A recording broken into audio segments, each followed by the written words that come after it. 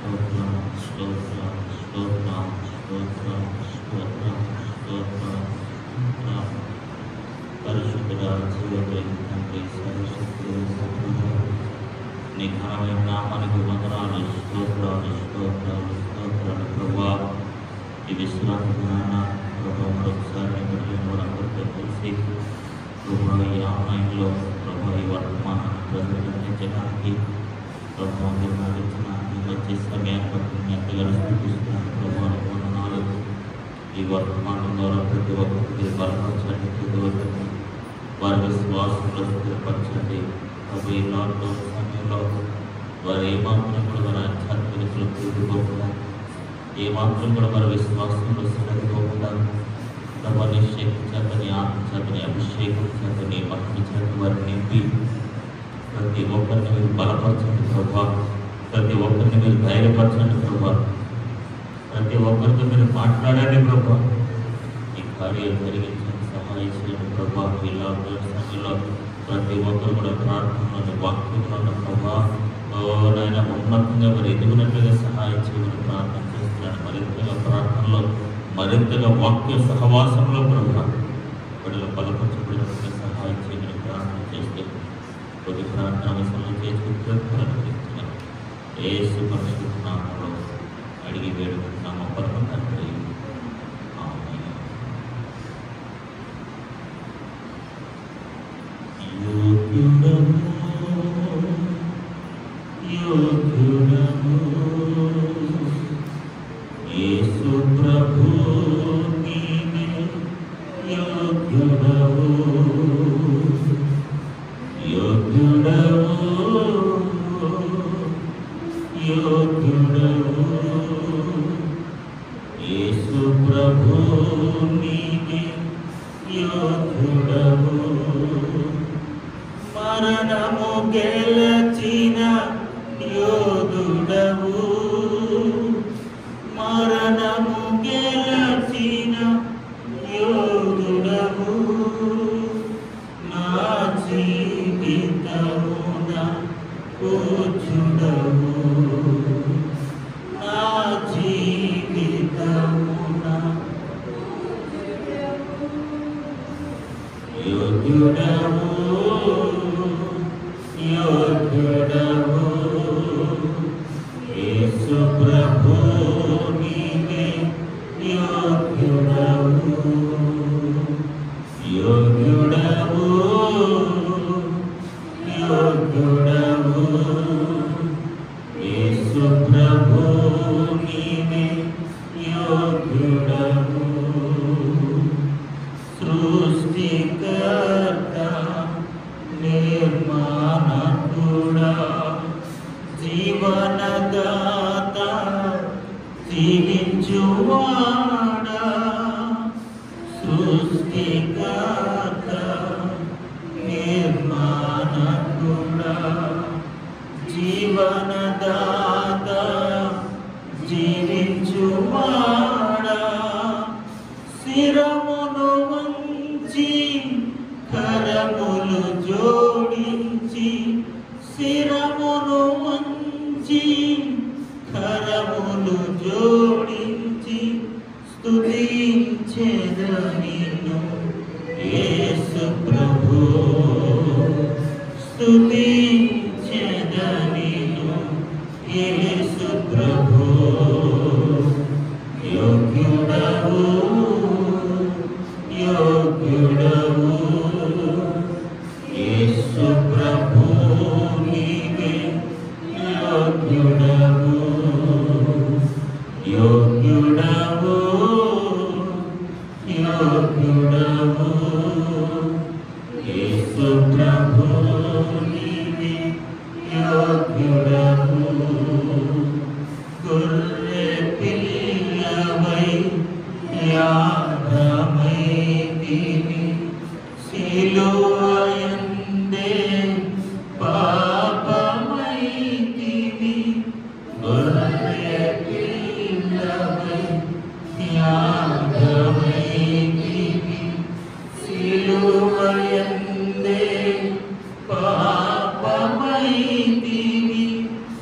శిరమును వంచి కరములు జోడించి శిరమును వంచి కరములు జోడించి సేవించెదనిను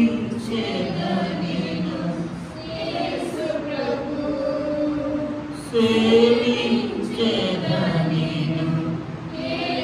ప్రభు యోగ్యుడవు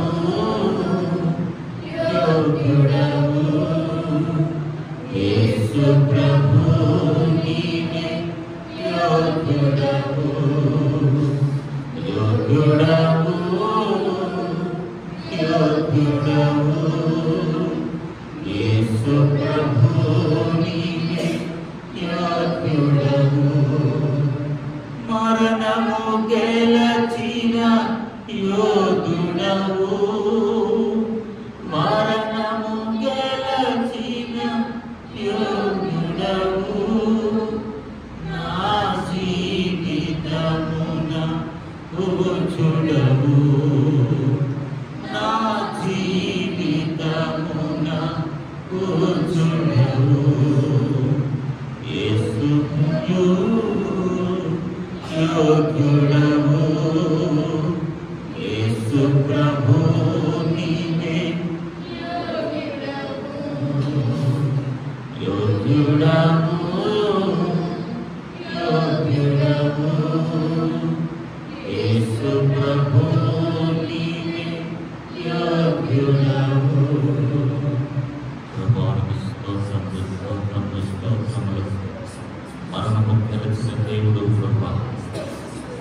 ప్రభువానికి స్తోత్రం తండ్రి మా కొరకు మా అందరి కొరకు మా అందరి క్షేమం కొరకు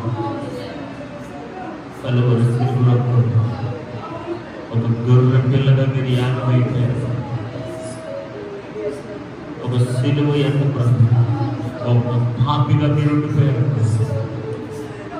మీరు మా కొరకు చేసిన ప్రతి త్యాగముగా నీకు వందనాలు మీరు చేసిన ప్రతి సత్కార్యముగా నీకు వందనాలు నీవు పొందిన దెబ్బల చేత మాకు స్వస్థత కలుగుతున్నది దేవాన్ని నువ్వు యోగ్యుడు నువ్వు యోగ్యుడు నువ్వు అర్హుడు నువ్వు పూజార్హుడు నువ్వు స్తుతి నొందదగిన దేవుడు నువ్వు యోధుడు నాయన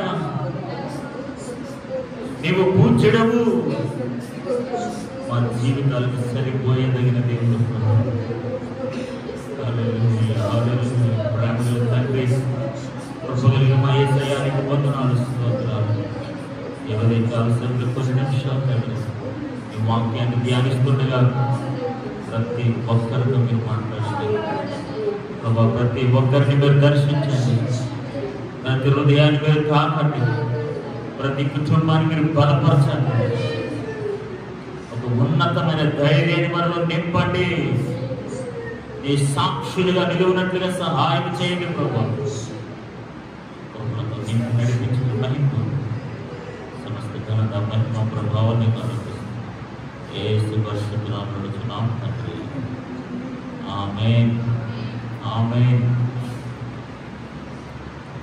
దేవుడికి మహిమ కలుగునుగాక దేవుడి పరిశుద్ధ నామమున కలుగునుగాక మన ప్రభువును రక్షకుడైన యేసుక్రీస్తు వారి పరిశుద్ధ నామములో ఈ యూట్యూబ్ ద్వారా వాక్యాన్ని వింటున్న వారందరికీ ప్రభువు యేసుక్రీస్తు నామములో ప్రత్యేకమైన వందనాలు తెలియజేస్తున్నాం. దేవుడి మహాకృప బట్టి మీరందరూ కూడా క్షేమంగాను ఆరోగ్యంగాను ఉన్నారని మేము నమ్ముతున్నాం. మీ అందరి కొరకు మేము ప్రార్థన చేస్తున్నాం. సర్వశక్తి గల దేవుడు ఈ విధంగా దేవుని వాక్యాన్ని దేవుడు మనకి ఇచ్చిన అవకాశాన్ని బట్టి ప్రభువును స్తుతిస్తూ త్వరలోనే ఈ పరిస్థితులన్నీ చెప్పబడినట్లుగా తిరిగి ఒక సహవాసంగా ఒక సమూహంగా మనందరం కూడి దేవుని ఆరాధించడానికి దేవుడు ఇవ్వబోతున్నాం. ఉన్నతమైన దేవుని కార్యాన్ని బట్టి సమయాన్ని బట్టి నేను ప్రభువుని ఎంతగానో స్తుతిస్తున్నాను. హల్లెలూయా హల్లెలూయా. ఇప్పుడు మేము దేవుడారా ఈ దినము కొన్ని నిమిషాలు దేవుని వాక్యాన్ని ధ్యానం చేసుకుంటాం. 2వ సమూయేలు రాసిన గ్రంథం 24వ అధ్యాయం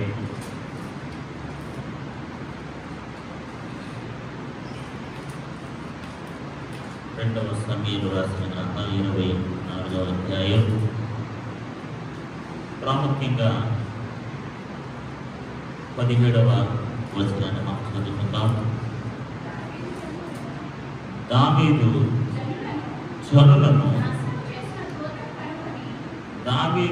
జనులను నాశనము చేసిన దోతలు కనుగొని యెహోవాకు ఇలాగు ప్రార్థించారు, చిత్తగించుము, పాపము చేసిన వాడును నేనే,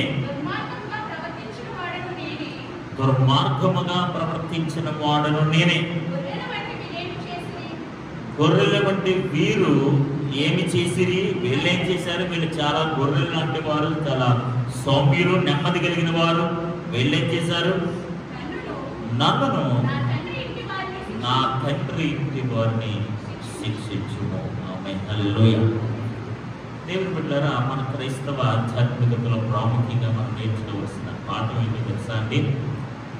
యేసు ప్రభువారు ఈ భూమి మీదకి వచ్చిన విధానము రెండు విధానంలో ఆయన పరిచర్య సాగిపోయింది. ఒకటి, తండ్రి చిత్తాన్ని నెరవేర్చడం. రెండవది, ప్రజలకు మేలు చేయడం, ప్రజలకు సహాయం చేయడం. ఒకటి, తండ్రి చిత్తం ఏదైతే ఉందో ఆ సంకల్పాన్ని నెరవేరుస్తూ, రెండవది రోగులను స్వస్థపరుస్తూ, ఆపదలో ఉన్న వారికి సహాయం చేస్తూ, చాలామంది చనిపోయిన వారిని తిరిగి లేపుతూ, చాలామంది రక్షణ అనుభవంలోకి నడిపిస్తూ. చూడండి, దేవునితోనూ ప్రజలతోనూ సహవాసము చేసిన వాడిగా మనం కూడా ఆలోచన చేసినట్లయితే, ఏర్పాటు చేయబడిన ప్రజలుగా, ఎన్నుకోబడిన ప్రజలుగా, దేవుని బిడ్డలుగా మనకి కూడా రెండు బాధ్యతలు ఉన్నాయి. ఒకటి, దేవుని కొరకు జీవించాలి, ప్రజల కొరకు జీవించాలి. మనము దేవుని నామాన్ని మహిమపరచాలి. అట్ ద సేమ్ టైం దేవుని ప్రజలైన వారికి, దేవుని బిడ్డలైన వారికి, లోకంలో ఉన్న వారి కొరకు మనం ప్రయాసపడాలి, మనం ప్రార్థన చేయాలి. ఆమేన్, హల్లెలూయా. ఏ విశ్వాస అయితే, ఏ దేవుని బిడ్డ అయితే ఈ రెండు బాధ్యతలు సక్రమంగా నిర్వర్తిస్తారో, మేబీ చాలాసార్లు చాలా మంది బిడ్డలు వారి మనసులో చాలా ఉండొచ్చు, వారి గమ్యాలు వేరుగా ఉండొచ్చు, వారి తలంపులు వేరుగా ఉండొచ్చు, వారి ఉద్దేశాలు వేరుగా ఉండొచ్చు. ఏదో సాధించాలని, ఏదో సంపాదించాలని, ఏదో కూడగొట్టుకోవాలని, ఉద్యోగాల రీత్యా, వ్యాపారాల రీత్యా ఏదో సాధించాలి, ఎక్కడికో వెళ్ళాలని విస్తృతంగా ప్రయాసపడుతున్న వారు ఉండొచ్చు. కానీ దేవుని బిడ్డలైన వారికి రెండు విషయాలలో వారి మనసును ఉంచాలి, వారి మనసు దాని మీద పెట్టాలి. చూడండి, మనం మనసు దేని మీద అయితే పెడతామో దాన్నే ఎక్కువగా ప్రాధాన్యత ఇస్తాం. మన మనసు దేని మీద అయితే ఎక్కువ నిలుపుతామో, ఒక వ్యాపారం మీద నిలిపితే, ఒక ఉద్యోగం మీద నిలిపితే, లేదా ఒక పని మీద నిలిపితే, మన మనసు ఎక్కడుందో, మన మనసు దేనికి ఎక్కువ ప్రాధాన్యత ఇస్తుందో దానినే మనం ఎక్కువగా చేస్తాం, లేదా ఉపయోగిస్తాం, లేదా వాడుకుంటాం. ఈ రోజున మీ మనసు వాటి మీద పెట్టొద్దని అంటలేదు, వాటి మీద పెట్టండి. వాటికంటే ఎక్కువగా దేవుని మీద, ఆయన ప్రజల మీద కూడా పెట్టండి. ఆమేన్, హల్లెలూయా, హల్లెలూయా. ఇక్కడ చూసినట్లయితే దావీదు భక్తుని యొక్క జీవితాన్ని మనం చూస్తున్నాం. కొన్నిసార్లు దేవుని బిడ్డలైన మనకు ఒక బాధ్యత ఉంది. చూడండి, అబ్రహాము పాపం చేసినప్పుడు, లేదా అబ్రహాము దేవుని మాటకు అవిధేయత చూపించినప్పుడు, అబ్రహామును బట్టి అన్యజనులు 2 సార్లు దేవుడు శిక్షించాడు. ఆ రాజు అంటాడు, అబ్రహాము, ఎందుకు నువ్వు అబద్ధం చెప్పావు? నీ వల్ల నా కుటుంబానికి వచ్చిన శిక్ష ఏంటో తెలుసా? నా కుటుంబానికి గర్భఫలం లేకుండా చేశాడు దేవుడు. నా కుటుంబానికి ఇలాంటి శాపం వచ్చిందంటే దానికి కారణం అవిధేయతే. కొన్నిసార్లు దేవుని యొక్క ఉగ్రత, దేవుని యొక్క కోపం మన అవిధేయత వల్ల ప్రజల మీదకు రగులుకుంటుంది. కాబట్టి ఈ రోజున మనం నేర్చుకోవాల్సిన ఆధ్యాత్మిక పాఠం ఏంటో తెలుసా? మన వల్ల ఒకవేళ ఈ దేశానికి కానీ, ఈ ప్రాంతానికి కానీ, దేవుని బిడ్డల వల్ల ఎలాంటి అపాయమైన జరిగినట్లయితే దానికోసం మనమే ప్రయాసపడాలి, దానికోసం మనమే పశ్చాత్తాపడాలి, దానికోసం మనమే బలిపెట్టుకు కట్టాలి, దానికోసం మనమే దేవుని కొరకు విజ్ఞాపన చేయాలి, ప్రార్థన చేయాలి. అలా అయితేనే దేవుడు తన కృపని, దేవుడు తన వాక్యాలని, దేవుడు తన జవాబుని, దేవుడు తన స్వస్థతని ఈ దేశానికి నడిపిస్తాడు. దేవునికి స్తోత్రం కలుగుతుంది. దేవుడు యోనాని ఎక్కడికి వెళ్ళమన్నాడండి?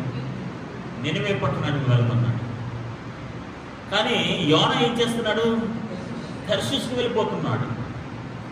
సో ఇక్కడ దేవుని యొక్క మాటకు అవిధేయత చూపిస్తున్నాడు. సో ఎక్కడైతే దేవుని బిడ్డలైన వారు దేవుని మాటకు అవిధేయత చూపిస్తారో వారి ద్వారా ప్రజలకు ఇబ్బందిగా కలిగే పరిస్థితి ఉంది. ఇప్పుడు యోనా ఓడలో ఉండి చాలా హ్యాపీగా నిద్రపోతున్నాడట. కానీ తుఫాను ఏమొచ్చిందండి? ఆ సముద్రంలో ఏమొచ్చిందంట? గొప్ప తుఫాను వచ్చింది. ప్రజలందరూ అల్లిపోతున్నారు, ప్రజలందరూ హడిలిపోతున్నారు, ప్రాణభయంతో కేకలు వేస్తున్నారు. దేవునికి అవిధేయత చూపించిన వాడు కింద హ్యాపీగా పడుకుంటున్నాడు. ఆ అవిధేయత వల్ల వచ్చిన అపాయం లేకపోతే ఆ ఉగ్రత ప్రజలందరూ అనుభవిస్తున్నారు. మీకు అర్థమవుతుందండి?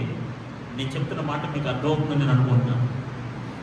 దేవుని బిడ్డలు చేసిన అవిధేయత వల్ల, దేవుని ప్రజలైన వారు దేవుని మాటకు అవిధేయత చూపించడం వల్ల వారి ద్వారా అనేకులకి అపాయం కలుగుతుంది, ఇబ్బంది కలుగుతుంది.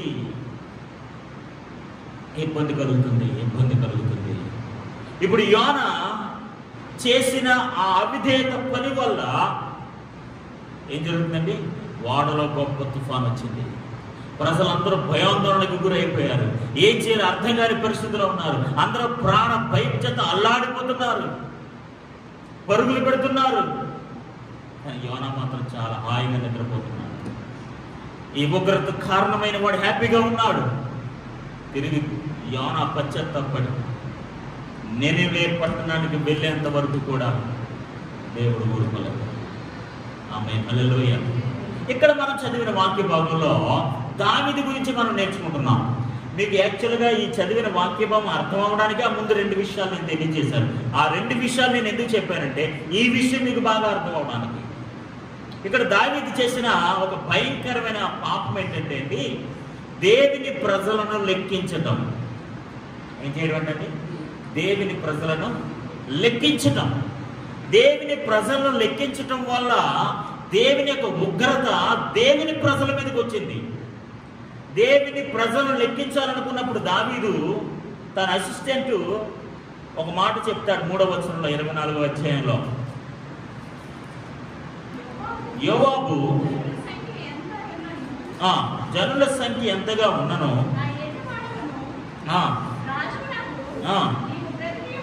నీవు బ్రతికి ఉండగానే దేవుడని యెహోవా దానిని 100 ఎక్కువ చేయను గాక. నా ఏలిన వాడు రాజునకు నీకు ఈ కోరిక నీకు ఎలాగ పుట్టింది రాజా? ఈ కోరిక నీకు ఎలా పుట్టింది? ఈ జనులు లెక్కించాలని. నువ్వు బ్రతికుండగానే ఈ ప్రజలను దేవుడు ఆశీర్వదిస్తాడు కదా, 100 ఈ ప్రజలను దీవిస్తాడు కదా. ఈ కోరిక నీకు ఎలా పుట్టింది అని ఆ సైన్యాధిపతి లేకపోతే అక్కడున్న అధికారి, అతడు ఆధ్యాత్మికమైన వ్యక్తి కాకపోయినప్పటికీ కూడా దావీదుకు ఒక మంచి సలహా ఇచ్చాడు. కానీ అవేమి లెక్క చేయకుండా దావీదు ప్రజలను లెక్క పెట్టమని చెప్పాడు. మీకు కొన్ని రిఫరెన్స్లు వచనాలు మాత్రమే చూపిస్తాను, మీరు ఎక్కడికి వెళ్ళకూడదు. మీరు అక్కడే ఆ అధ్యాయంలో ఉన్నట్లయితేనే అక్కడే మనం మాట్లాడుకుని అక్కడే ఈ సందేశాన్ని ఉపదేశాన్ని మనం ముగించుకోవడానికి ప్రయత్నం చేద్దాం. ఈ విషయము చూడండి 10వ వచనంలో మనం చూసినట్లయితే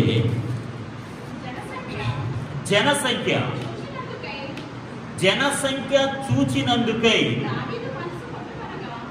దావీదు మనస్సు కొట్టుకుంటుందంట. ఎందుకు ఈ జనసంఖ్య నేను చూశాను, ఎందుకు జనులను లెక్కించాను? చూశానండి, కొన్నిసార్లు మనం చేస్తున్న అవిధేయత వలన కొన్నిసార్లు మన మనసుగా అనిపిస్తుంటుంది, why I have done this thing. నేను ఎందుకు ఈ పని చేశాను? నేను ఎందుకు ఇంత దారుణంగా ప్రవర్తించాను? నేను ఎందుకు ఈ విధంగా మాట్లాడాను?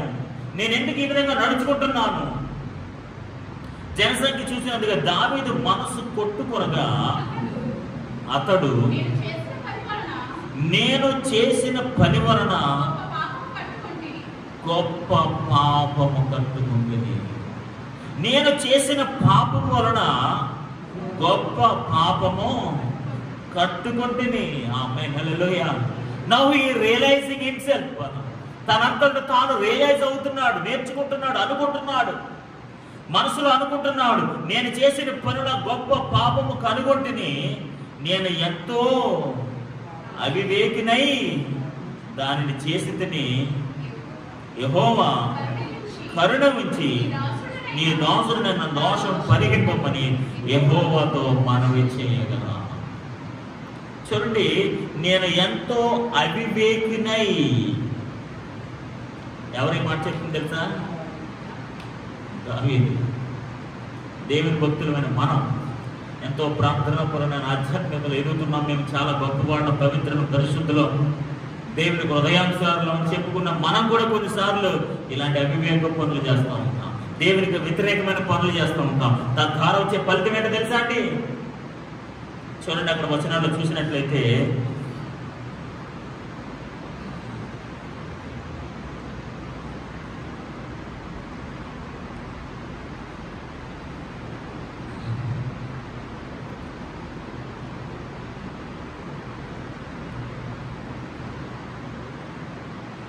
పదిహేను వచనం. అందుకు యెహోవా ఇశ్రాయేలు మీదికి తెగులు రప్పించగా ఆ దినము ఉదయము మొదలుకొని ఆ సమాజపు కూటపు వేళ వరకు, అందుచేత దాని నుండి బెహెర్షేబ వరకు 70,000 మంది మృతి చెందిరి. పాపం ఎవరు చేశారు? పాపం ఎవరు చేశారండి? దావీదు చేశారు. శిక్ష ఎవరికి వచ్చింది? ఇశ్రాయేలు. దాను మొదలుకొని బెహెర్షేబ వరకు ఎంతమంది? 70,000 మంది. 70,000 పీపుల్. ఏ మ్యాన్స్ మిస్టేక్, ఒక వ్యక్తి యొక్క అపరాధం వల్ల, ఒక వ్యక్తి యొక్క పాపం వల్ల, ఒక వ్యక్తి యొక్క అవిధేయత వల్ల ఓడలో ఉన్న వాళ్ళందరూ శ్రమ పడుతున్నారు. ఒక వ్యక్తి చేసిన పాపం వల్ల 70,000 మంది చనిపోయారు. 70,000 మంది చనిపోయారు. 70,000 మంది చనిపోయారు. So ridiculous. చాలా దారుణమైన పరిస్థితి అండి ఇది. చాలా దారుణమైన పరిస్థితి. ఈ రోజున ఈ కరోనా లాంటి పరిస్థితులన్నీ కూడా ఎందుకు వచ్చాయో నాకు తెలియదు. రీజన్స్ మనం ఏం చెప్పలేము. మేబీ దేవుని బిడ్డలైన వారి ద్వారానే వచ్చిందేమో. దేవుని బిడ్డలైన వారు సంపూర్ణంగా దేవునిలో సాగిపోవడం లేనందువల్లే వచ్చిందేమో. వాటెవర్ ఇట్ మేబీ, ఏదైనప్పటికీ కూడా దేవుని బిడ్డలుగా మనం పశ్చాత్తాపవలసిన వారమే ఉన్నాం. దేవుని బిడ్డలుగా దేవుని సముఖములో మన పాపమును, మన అపరాధమును ఒప్పుకోవలసిన వారమే ఉన్నాము. దేవుని బిడ్డలుగా దేవుని కొరకు ఒక బలిపీఠాన్ని కట్టవలసిన వారమే ఉన్నాము. దేవుని సన్నిధిలో ప్రార్థన చేసి, విజ్ఞాపన చేసి, ప్రభువా ఇదిగో నేను పాపం చేశాను, నేను అవివేకంగా ప్రవర్తించాను, దయతో నా పాపాన్ని క్షమించండి, నన్ను కరుణించండి, ఈ ప్రజలను కాపాడండి. దావీదు ఎలాగైతే పశ్చాత్తాపడి, దావీదు ఎలాగైతే విజ్ఞాపన చేస్తూ దేవుని సన్నిధిలో ప్రార్థన చేస్తున్నాడు, ఈ ప్రపంచంలో ఉన్న బిడ్డలందరూ, దేవుని బిడ్డలందరూ కూడా అలా చేసినట్లయితే త్వరలోనే మన దేశాన్ని దేవుడు స్వస్థపరచబోతున్నాడు. హల్లెలూయా, హల్లెలూయా. ఒక భక్తుడి యొక్క పశ్చాత్తాపం, ఒక భక్తుని యొక్క ప్రార్థన, ఒక భక్తుని యొక్క బలిపీఠము ఒక దేశానికి స్వస్థత తీసుకువస్తుంది. ఆమేన్, హల్లెలూయా, హల్లెలూయా. ఇప్పుడు దావీదు గారు చేసిన అపరాధం వల్ల ఎన్ని వేల మంది అట? 70,000 మంది. కొన్నిసార్లు నేను అందుకే ముందే చెప్పాను, కొన్నిసార్లు మన అవిధేయత వలన ప్రజలు శిక్షించబడతారు. మన దేవుని మాటకి విధేయత చూపించకపోవడం వల్ల దేవుని ప్రజలైన వారు, దేవుని బిడ్డలైన వారు దావీదు చేసిన అపరాధం చాలా చిన్నదనుకుంటారు దావీదు దృష్టిలో. తన మనసులో అనుకున్నాడంట. 10వ వచనంలో మనం చూస్తున్నాం కదండి, నేను చేసిన పని చాలా గొప్ప పాపముగా కనుకుంటుని. జనసంఖ్య చూసినందుకు దావీదు మనసు కొట్టుకొనగా, తన మనసు కొట్టుకుంటుందంట. చూడండి, మనం కూడా అనిపిస్తుంది, నా మనసు కొట్టుకుందండి అంటుంటాం చూడండి. దావీదు మనసు కూడా కొట్టుకుంటుందట.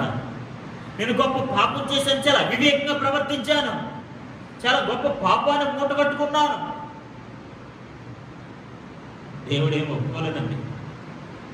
70,000 మందిని హతము చేశాడట. హల్లెలూయా. దేవుని యొక్క సంహార దూతను దేవుడు పంపించాడట. పంపిస్తే అప్పటికే ఎంతమంది అట?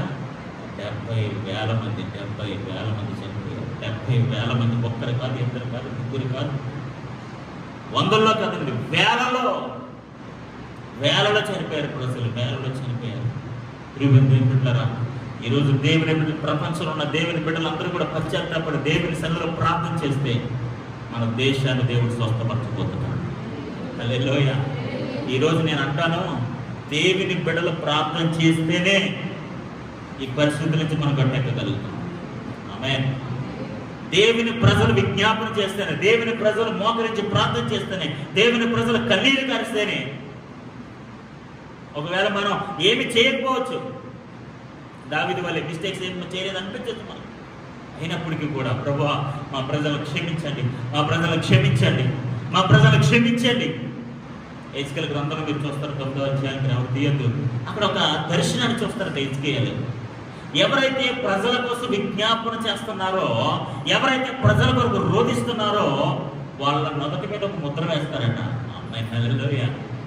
అంటే దేర్ ఆర్ సమ్ పీపుల్, నిరంతరము ప్రజల కోసం విజ్ఞాపన చేసేవాళ్ళు ఉన్నారు. ఆ దర్శనంలో ఎజ్కేలు చూస్తున్న దర్శనంలో అలా ఎవరైతే విజ్ఞాపన చేస్తున్నారో వాళ్ళ మీదకి ఒక దేవుని దూత వచ్చి ఒక ముద్ర వేస్తాడంట. దేవునికి స్తోత్రం కలుగునుగా. ఇక్కడ నేను చెప్పాలనుకుంటే ఏంటో తెలుసా, దేవుని దేశంలో, దేవుని ప్రజల్లో కూడా అందరూ దుర్మార్గులు, దుష్టులు ఉంటే అక్కడ కూడా విజ్ఞాపన చేసే, మొరపెట్టే, విలపించే వారు కూడా ఉన్నారు. హల్లెలూయా. అలాంటి వారి ద్వారా దేవుడు స్వస్థపరచబోతున్నాడు. అలాంటి వారి ద్వారా దేవుడు కనికరించబోతున్నాడు. ఇక్కడ చూసినట్లయితే దావీదు చేసిన అపరాధం వల్ల ఎంతమంది అట? 70,000 మంది చనిపోయారు. చూడండి 17వ వచనంలో మనం చదివిన అసలైన వాక్య భాగానికి వస్తున్నాం. ఇప్పుడు మనం 17వ వచనంలో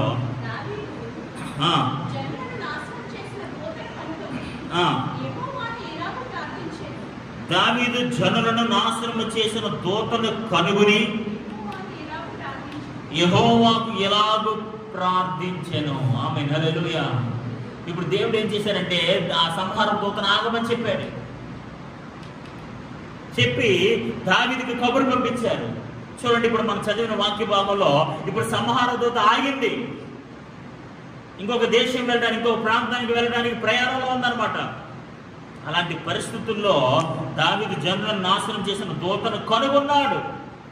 యెహోవాకు ఎలాగ ప్రార్థించారు, చిత్తగించము, పాపము చేసిన వాడను నేనే. ఆమేన్. హల్లెలూయా. పాపం చేసిన ఎవరిని? నేనే. దుర్మార్గంగా ప్రవర్తించిన వాడను నేనే. పాపం చేసిన వాడిని నేను, దుర్మార్గంగా ప్రవర్తించిన నేను, అవివేకంగా ప్రవర్తించిన వాడిని నేను. గొర్రెల వంటి మీరేమి చేసిరి ప్రభా? వీళ్ళు ఏం చేశారు నాయన? దే ఆర్ ఇన్నోసెంట్ పీపుల్ ప్రభా. వారు అమాయకులు, ఏమి తెలియని వారు. పాపం చేసిన వాడిని నేను, దుర్మార్గంగా ప్రవర్తించిన వాడిని నేను, అవివేకంగా ప్రవర్తించిన వాడిని నేను. ప్లీజ్ గొర్రెల వంటి ఈ ప్రజలను క్షమించండి ప్రభా. గొర్రెల వంటి ఈ ప్రజలు మీరు విడిపించండి ప్రభా. ఈ సంహార దూతను ఆపేయండి ప్రభా. ఇప్పటికే 70,000 మంది చనిపోయారు ప్రభా. ఒకవేళ శిక్ష ఏమైనా ఉంటే, ఆ నాశనం ఏదైనా ఉంటే నన్నును నా తండ్రి ఇంటి వారిని శిక్షించుము. అదేమన్నా ఉంటే నా తండ్రి ఇంటికి పంపించండి, నా ఇంటికి పంపించండి, నా మీదకి పంపించండి. అంతేగాని ఈ గొర్రెల వంటి ఈ ప్రజలు శిక్షించద్దు ప్రభా. పాపం చేసింది నేను నాయన, దుర్మార్గంగా ప్రవర్తించింది నేను ప్రభా, అవివేకంగా ప్రవర్తించింది నేను నాయన. Please live them. ఎంత గొప్ప ఆధ్యాత్మిక పాఠాన్ని ఇక్కడ మనం నేర్చుకొచ్చాను. ప్రజల కొరకు, దేశ ప్రజల కొరకు నన్ను నా ఇంటి వారిని శిక్షించమని అడుగుతున్నాను. హల్లెలూయా, హల్లెలూయా, హల్లెలూయా. ఆ ఉగ్రత ఏదైనా ఉంటే, ఆ శాపం ఏదైనా ఉంటే, ఆ దోషం ఏదైనా ఉంటే నా మీద, నా కుటుంబం మీద పంపించండి ప్రభా. గొర్రెల వంటి ఈ ప్రజలు, అమాయకులంటే ఈ ప్రజల్ని నువ్వేం చేయొద్దు ప్రభా. Please save them, please save them. Hallelujah, hallelujah, hallelujah. దేవుని యొక్క ఉగ్రతను తన మీద వేసుకుంటున్నాడు. ప్రజల క్షేమాన్ని కోరుకుంటున్నాడు. ప్రజల బాగోగులు కోరుకుంటున్నాడు. ఈ మధ్యకాలంలో ఒక ఎమ్మెల్యే గారు చూశారు లేదు, మీరు చూసినా ఈ మధ్య చాలా హల్చల్ చేసిన వార్త. ఒక ఎమ్మెల్యే గారు వాళ్ళ నియోజకవర్గంలో ఉన్న ప్రజలందరినీ కూడా, మీరు ఎక్కడికి బయటికి వెళ్ళకండి, నేనే బయటకు వస్తాను, నేనేమైపోయినా పర్లేదు, నా ఆస్తి అంతా అయిపోయి ఏమైపోయినా పర్లేదు, మీరు మాత్రం జాగ్రత్తగా ఉండండి, మీరు ఆరోగ్యంగా ఉండండి. చూసారా, ప్రజలకి ఆ విధమైన మనసు ఉంది, నాయకులకి అలాంటి మనసు ఉంది. ఈ రోజున దావీదు కూడా అదే మాట చెప్తున్నాడు. ప్రభువా, పాపం చేసిన వాడిని నేనయ్యా, దుర్మార్గంగా ప్రవర్తించిన వాడిని నేనయ్యా, అవివేకంగా ప్రవర్తించిన వాడిని నేనయ్యా. ఈ గొర్రెల వంటి ప్రజలు ఏం చేశారు ప్రభువా, please forgive them, please live them. ఇప్పటికే 70,000 మంది చనిపోయారు ప్రభువా. 70,000 మంది ప్రజలు ఒకే దిక్కున సమాధి చేయబడితే, ఒక మూటగా ఒక గుట్టగా వేయబడితే ఎంత దారుణమైన పరిస్థితి చూడండి. ఆ పరిస్థితిని కనుగొన్న దావీదు చాలా విజ్ఞాపనతో ఈ ప్రార్థన చేస్తున్నాడు. హల్లెలూయా, హల్లెలూయా, హల్లెలూయా. అప్పుడు దేవుడిచ్చిన పరిష్కారం ఏంటో తెలుసా అండి? దేవుడిచ్చిన పరిష్కారం ఏంటో తెలుసా? ఎక్కడైతే ఆ సంహార దూత ఆగిపోయిందో, ఏ పొలములో అయితే ఆగిపోయిందో, ఆ పొలములో ఒక బలిపీఠం కట్టి హోమ బలులను, దహన బలులను, లేకపోతే సమాధాన బలులను నాకు అర్పించు, అప్పుడు నేను శాంతించి నీ దేశాన్ని నేను స్వస్థపరుస్తానని దేవుడు చెప్పాడు. ఆమేన్, హల్లెలూయా. చూడండి, ఆ వచనాల్లో మనం చూస్తాం. 28వ వచనంలో దావీదు ఈ తెగులు మనుషులకు తగలకుండా ఆమేన్ నిలిచిపోవునట్లుగా, ఆమేన్, హల్లెలూయా. ఈ తెగులు మనుషులకు తగలకుండా, ఇప్పుడు దాకా తెగులు మనుషులకు తగిలి ఎంతమంది చనిపోయారు? 70,000 మంది చనిపోయారు. ఇంకా నో మోర్. ఇక ఆ వ్యాధి కానీ ఆ తెగులు కానీ మనుషులకు తగలకుండా నిలిచిపోవునట్లుగా యెహోవా నామమున ఒక బలిపీఠము కట్టుటకై నీ యొక్క కళ్ళెమును కొనవలనని వచ్చిందని చెప్పాను. ఆమేన్, హల్లెలూయా. నీ పొలము కొనడానికి వచ్చాను నేను. నీ పొలము కొని అక్కడ ఒక బలిపీఠము కట్టి దేవునికి సమాధాన బలి అర్పించాలి, హోమ బలి అర్పించాలి. అలా బలి అర్పిస్తేనే తప్ప నా దేవుడు శాంతించడు. ఈ తెగులు ఈ ప్రజలు తగలకుండా ఆగిపోదు. ఇలా ఆగిపోవాలంటే నేను బలిపీఠము కట్టాలి. ఆమేన్, హల్లెలూయా, హల్లెలూయా. ఈ పరిస్థితుల నుంచి మనం రక్షించబడాలంటే, ఈ పరిస్థితుల నుంచి మనం గొట్టెక్కాలంటే, మన ప్రజలు కానీ, మన దేశం కానీ, మన రాష్ట్రం కానీ, మన పొరుగుపురు అందరూ కూడా గొట్టెక్కాలంటే మనందరి గృహాల్లో మనము బలిపీఠము కట్టాలి. ఆమేన్, హల్లెలూయా. ప్రతి ఒక్క కుటుంబంలో ప్రార్థన బలిపీఠాన్ని మనం కట్టాలి. ప్రతి గృహం ఒక ప్రార్థన బలిపీఠముగా మార్చబడాలి. చూడండి, పొలము ఎవరిదట వేరే అయింది. చూడండి, అక్కడ పేరు మనకు కనపడుతుంది, అరోనా. ఆమేన్, హల్లెలూయా, హల్లెలూయా. ఆ పొలములు ఆగిపోయింది. ఇప్పుడు ఆ పొలాన్ని అడుగుతున్నాడు. ఇప్పుడు ఆ అరోనా అంటున్నాడు, రాజా మీ చిత్తం రాజా, ఈ పొలం తీసుకోండి, మీకు ఏం కావాలో తీసుకోండి, ఎద్దులు తీసుకోండి, దహన బలికి, ఈ ఆఫరింగ్కి, బలి అర్పించడానికి ఇవన్నీ మీరు తీసుకోండి అంటే దావీదు అంటున్నాడు, నాకేమి ఉచితముగా వద్దు, నేను ఖచ్చితంగా నేను దగ్గర కొనుక్కుంటాను. ఈ కార్యము నాది, నా దేవుని మహిమార్థమై, నా ప్రజల కొరకు నా ధనాన్ని నేను వెచ్చించాలి. ఇప్పుడు బలిపీఠం ఎవరు కడుతున్నారండి? బలిపీఠం ఎవరు కడుతున్నారు? దేవునికి కడుతున్నారు. ఎవరి కోసం కడుతున్నాడు? ప్రజల కోసం కడుతున్నాడు. ఎవరి కోసం? ఎవరు కడుతున్నాడు? దేవుడికి కడుతున్నాడు. ఎవరి కోసం కడుతున్నాడు? దేవుడి కోసం, ప్రజల కోసం. దేవుడి కొరకు, ప్రజల కొరకు. ఈ బలిపీఠం ఒకటి తెగులు రాకుండా ఆపుచేస్తుంది, 2 దేవుడి కోపాన్ని ఆపేస్తుంది. సో ఈ బలిపీఠము చాలా విలువైంది. ఈ బలిపీఠము విలువైన ఈ బలిపీఠము నా సొంత డబ్బులతోనే కట్టాలి. ఆమేన్, హల్లెలూయా. నా సొంత బలిపీఠంగా ఉండాలి. ఇప్పుడు స్థలం వేరే ఉంది, వస్తువులు వేరే, అన్ని వేరే అయితే దావీదుకి ఏంటి ప్రయోజనం? అవునా కదా? అవునంటారు కదండి. ఇవి కార్యము దేవుని కార్యము కాబట్టి నా డబ్బులతోటి నేనే సొంతంగా బలిపీఠం కట్టాలి. హల్లెలూయా. అతడు ఉచితంగా ఇస్తానని చెప్పాడు. తీసుకోండి రాజా, మీకు ఏది కావాలో తీసుకోండి రాజా అన్నాడు. నాకేమీ వద్దు, అవి పేమని 50 తులాలు వెండిని వెల చెల్లించాడట. దేవునికి స్తోత్రం కలుగును గాక. హల్లెలూయా, హల్లెలూయా. ఈరోజు దేవుని కొరకు, ప్రజల కొరకు ఏదైనా ఒక ఘనమైన కార్యం మనం చేయాలంటే మనం గొప్పగా మనమే చేయాలండి. ఆమేన్. హల్లెలూయా, హల్లెలూయా. మన సొంత ధనముతో మనం సొంతంగా చేయాలి. ఇక్కడ దేవుడి కార్యము ఘనంగా చేయాలనుకున్నాడు దావీదు. అంతే, వాళ్ళు ఇచ్చిన దాతృత్వంతో లేదా వాళ్ళదే కాదు, నేను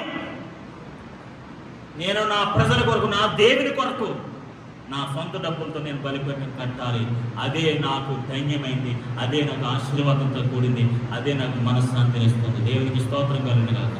పొలం ఒకరు ఇచ్చేసి, దహన బలులకు ఇంకొకరు ఇచ్చేసి ఆయన ఇచ్చేది ఇంకెందుకు? నేను నాకు అలా ఇష్టం లేదు. పాపం చేసింది నేను, అవివేకంగా ప్రవర్తించింది నేను, దుర్మార్గంగా ప్రవర్తించింది నేను, ఈ అన్నిటికీ ప్రతిఫలం చేయాల్సింది కూడా నేనే. నా సొంత డబ్బులతో నేనే బలిపీఠం కట్టాలి. ఈ ప్రజల నుంచి ఈ తెగులు ఈ ప్రజలకు కాకుండా నేను ఆపడానికి ఈ ప్రయత్నం నేను చేయాలి. దేవునికి స్తోత్రం కలుగును గాక. హల్లెలూయా, హల్లెలూయా. చూడండి 25వ వచనంలో, అక్కడ దావీదు యెహోవా నామమున ఒక బలిపీఠము కట్టించి దహన బలులను సమాధాన బలులను అర్పించిన. దేవునికి స్తోత్రం కలుగును గాక. చూడండి, చూడండి 10వ వచనం నుంచి 25వ వచనం దగ్గరికి వచ్చేటప్పటికి ఆ విధానం చూడండి. పాపము చేశానని తెలుసుకున్నాడు, పశ్చాత్తాపడ్డాడు. ఆమేన్. నేను పాపం చేశాను, నేను అవివేకంగా ప్రవర్తించానని ఎరిగాడు, తెలుసుకున్నాడు. తెలుసుకునే టయానికి ఎంతమంది చనిపోయారు? 70,000 మంది చనిపోయారు. 70,000 మంది చనిపోయిన తర్వాత దేవుడికి ప్రార్థన చేస్తున్నాడు, ప్రభువా అమాయకులని గొర్రెలు లాంటి వాళ్ళు ఏం చేయదు ప్రభా, పాపం చేసిన నేను ఏంటి? ఇప్పుడు రెమెడీ ఏంటి? ఇప్పుడు ఏం చేస్తే ఈ పరిస్థితుల నుంచి విడుదల కలుగుతుందంటే దేవుడిచ్చిన సలహా, నీవు ఒక బలిపీఠము కట్టాలి. ఆమేన్. హల్లెలూయా. బలిపీఠము కట్టి దహన బలులను సమాధాన బలులను అర్పించాలి. ఏ పొలములైతే సంహార దూత ఆగిపోయిందో అక్కడ ఒక బలిపీఠము కట్టి నాకు సమాధాన బలులను దహన బలులను అర్పించండి అని దావీదు చెప్పినప్పుడు దావీదు దేవుని మాటకు విధేయత చూపించాడు. హల్లెలూయా. పశ్చాత్తాపడ్డాడు, ప్రార్థన చేశాడు, విధేయత చూపించాడు. ఎవరైతే పశ్చాత్తాపడతారో, ఎవరైతే ప్రార్థన చేస్తారో, ఎవరైతే విధేయత చూపిస్తే బలిపీఠాలు కడతారో ఖచ్చితంగా వారి ద్వారా వారి దేశాన్ని దేవుడు స్వస్థపరుస్తాడు. హల్లెలూయా. తెగులు మనుషులకు తాకకుండా ఆగిపోతుంది. తెగులు మనుషులకు తగలకుండా ఆగిపోతుంది. అందుకని చూడండి, అక్కడ అరోనాతో చెప్తాడు 21వ వచనంలో కదా మనం చదివాం, దావీదు ఈ తెగులు మనుషులకు తగలకుండా నిలిచిపోవునట్లు, ఈ తెగులు మనుషులకు తగలకుండా నిలిచిపోవునట్లు. ఆమేన్. ప్రస్తుత దినాల్లో ఈ తెగులు అంటే ఏ తెగులు? కరోనా తెగులు మనుషులకు తగలకుండా ఆగిపోవునట్లు యెహోవా నామములో మనందరి గృహాల్లో ప్రార్థన బలిపీఠములు కట్టుదుము గాక. ఆమేన్. హల్లెలూయా, హల్లెలూయా. మనుషులకు తగలకుండా, ఈ తెగులు మనుషులు తగలకుండానట్లుగా యెహోవా నామములో మనందరి గృహాల్లో ప్రార్థన గృహాలుగా మార్చబడాలి, ప్రార్థన బలిపీఠాలుగా కట్టబడాలి. ఈ ప్రార్థన ధూపం ఆయన సన్నిధికి చేరి, ఈ హోమ బలులు అర్పణలు ఆయన సన్నిధికి చేరి ఆయన శాంతించి మన దేశమును స్వస్థపరచును గాక. చూడండి, చివరి వచనంలో మనం చదువుతున్నాం కదా, దహన బలులు సమాధానం అర్పించను యెహోవా దేశము కొరకు, యెహోవా దేశము కొరకు చేయబడిన విజ్ఞాపన ఆలకింపగా. ఇప్పుడు ఎవరి కోసం చేశారంటే దావీదు? దేశము కొరకు. అప్పటికి ఎంతమంది చనిపోయారు? 70,000 మంది చనిపోయారు. ఎంతమంది చనిపోతారు? ఒక రోజుకే 70,000 మంది చనిపోతే మొత్తం 3 రోజులు ఈ తెగులు. పాపం చేశారని ఒప్పుకున్న తర్వాత దేవుడు 3 ఇచ్చాడట, 3 ఆప్షన్లు ఇచ్చాడట. 3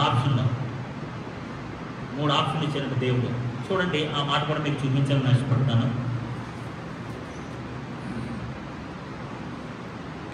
13వ వచనంలో, నీవు ఈ దేశం ముందు 7 సంవత్సరాలు కలుగుటకు ఒప్పుకుందువా? నిన్ను తరుముచున్న నీ శత్రువుల ఎదుట నిలవలేక నీవు 3 నెలలు పారిపోవటకు ఒప్పుకుందువా? నీ దేశమందు 3 దినములు తెగులు రేపుటకు ఒప్పుకుందువా? 3 పనిష్మెంట్లు. Choice is yours. 7 సంవత్సరాలు కరువా, 3 నెలల్లో శత్రువుల చేత తరమబడటమా, లేదా 3 రోజులు తెగిలా? 3 రోజులు తెగుల్లో 1 రోజు తెగులకి ఎంతమంది చనిపోయారు? 70,000 మంది చనిపోయారు. 70,000 మంది చనిపోయారు. అప్పుడు దావీదు అంటాడు, ఆడెవడ శత్రువు చేతుల్లో పడేమన్నా నా దేవుడి చేతుల్లో పడితేనే మంచిది అని చెప్పేసి 3 ఆప్షన్ ఒప్పుకుంటాడు. ఆ 3 ఆప్షన్లో 1 రోజుగా 70,000 మంది చనిపోయారు. ఇంకా 2 రోజులు ఉంది, ఇంకెంతమంది చనిపోతారు? అలాంటి పరిస్థితుల్లో దేవుడు బలిపీఠం కట్టమని అడిగాడు. అందుకని నేను ఇందాక మీకు చదివిన 21వ వచనంలో ఈ తెగులు మనుషులకు తగలకుండా నిలిచిపోవునట్లుగా, ఈ తెగులు మనుషులకు తగలకుండా నిలిచి యెహోవా నామములో మనం ఒక బలిపీఠం కట్టాలి. ఈ తెగులు నీ కుటుంబ బిడ్డలకు ఎవరికి తగలకుండా, నీ బంధువులకు తగలకుండా, నీ శ్రేయబులకు తగలకుండా యెహోవా నామం పేరట నువ్వు ఒక ప్రార్థన బలిపీఠం కట్టి దేశ స్వస్థత కొరకు, కుటుంబ స్వస్థత కొరకు, ప్రజల క్షేమం కొరకు ఒక ప్రార్థన బలిపీఠం కట్టి దేశ క్షేమం కొరకు ప్రార్థన చేద్దాం. హల్లెలూయా. యెహోవా దేశము కొరకు చేయబడిన విజ్ఞాపనను ఆలకించగా, దేశము కొరకు చేయబడిన విజ్ఞాపన దేవుడు ఆలకించాడట. ఆలకింపగా ఆ తెగులు ఆగి ఇశ్రాయేలును విడిచిపోయేను. దేవునికి స్తోత్రం కలుగుగాక. హల్లెలూయా. తెగులు ఏమైపోయిందట? ఆగిపోయింది. ఇప్పుడు తెగులు ఆగిపోవడానికి ఏం జరిగింది చెప్పనంటారా? ఒకటి, దావీదు పశ్చాత్తాపడ్డాడు. దావీదు ప్రార్థన చేశాడు. దేవునికి విధేయత చూపించి బలిపీఠం కట్టాడు. ఆ బలిపీఠం కట్టి ఆ దహన బలున్న సమాధానం అర్పించగా ఆ తెగులు ఆగిపోయెను. దేశమును స్వస్థపరచుటకు దేవుడు ఆ విజ్ఞాపన ప్రార్థన ఆలకించెను. ఈరోజు దేవుని బిడ్డలారా, మనం కూడా మన గృహాలలో ప్రజల కొరకు, దేశం కొరకు, నాయకుల కొరకు, ఈ పరిస్థితుల కొరకు మన కుటుంబాలకు ప్రార్థన బలిపీఠాలు కడదాం.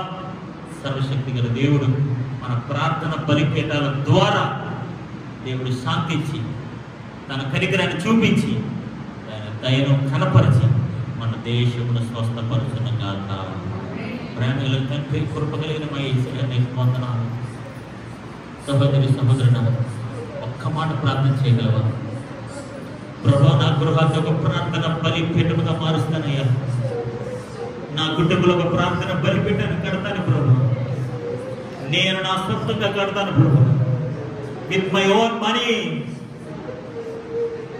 నా సొంతంగా ఒక ప్రత్యేకమైన బలిపీఠాన్ని కట్టుకుంటాను ప్రభు. అక్కడ ఇక్కడే కాదు ప్రభా, నా గృహంలోనే కడతాను ప్రభా.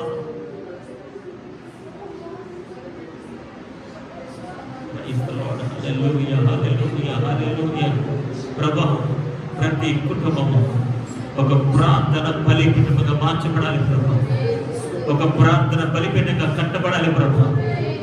ఈ తెగులు మనుషులకు తగలకుండా, ఈ తెగులు మనుషులకు తగలకుండా యెహోవా నామాన్ని బట్టి ప్రతి ఒక్కరు కూడా ప్రభా ఒక ప్రార్థన బలిపీఠము కట్టుదలుగా, దేశము స్వస్థపరచినట్లుగా, తెగులు ఆగిపోయినట్లుగా, ప్రజలు విడిపించబడినట్లుగా, స్వస్థత పొందుకున్నట్లుగా, ఈ పరిస్థితులు మార్చబడినట్లుగా ప్రభా నా గృహంలో ఒక ప్రార్థన బలిపీఠాన్ని కడతాను ప్రభా. నా గృహంలో ఒక ప్రార్థన బలిపీఠాన్ని కడతాను. దేశ క్షేమం కొరకు, ప్రజల క్షేమం కొరకు, తెగులు నిలిచిపోవునట్లుగా, ప్రజలకు తగలకుండా ఒక బలిపీఠాన్ని కడతానయ్యా. ఒక బలిపీఠాన్ని కడతానయ్యా. ఒక ప్రార్థన బలిపీఠాన్ని నేను కడతాను ప్రభు. ప్రజలు క్షేమంగా ఉంటారు, దేశము క్షేమంగా ఉంటారు. తెగులు ఆగిపోవాలి ప్రభా. తెగులు ఆగిపోవాలి ప్రభా. తెగులు ఆగిపోవాలి ప్రభా. దేశానికి స్వస్థత రావాలయ్యా. ప్రభువానికి స్తోత్రం, ప్రభువానికి స్తోత్రం, ప్రభువానికి స్తోత్రం, ప్రభువానికి స్తోత్రం. సర్వశక్తి తండ్రి, ఈ మాటలు ప్రతి ఒక్కరి హృదయంలో ముద్రించండి. ప్రతి హృదయంలో మేలుకరంగా మార్చండి అయ్యా. ప్రయోజనకరంగా మార్చండి ప్రభు. ఈ వర్తమానం ద్వారా వారి గృహాల్లో ఒక ప్రార్థన బలిపీఠముగా కట్టబడుతుంది. తెగులు ఆగిపోయినట్లుగా ప్రార్థన బలిపీఠాలు కట్టబడును కాక, దేశం స్వస్థ పొందినట్లుగా ప్రార్థన బలిపీఠాలు కట్టబడును కాక తండ్రి. విన్నబడిన వాక్యం ప్రతి ఒక్కరి హృదయంలో కలిసి ముద్రించి నీ కార్యం జరిగించి నామని సమస్త ఘనత ప్రభావం నీకు అర్పిస్తుంది. యేసు పరిశుద్ధ నామమున అడిగి వేడుకుంటున్నాము తండ్రి. ఆమేన్. మహాదేవుడు మన రక్షకుడు మన ప్రభువైన యేసుక్రీస్తు కృప సమాధానం సకల పరిశుద్ధులకు ఆయన సదాకాలం కూడా నడిపించిన గాక. ఆమేన్.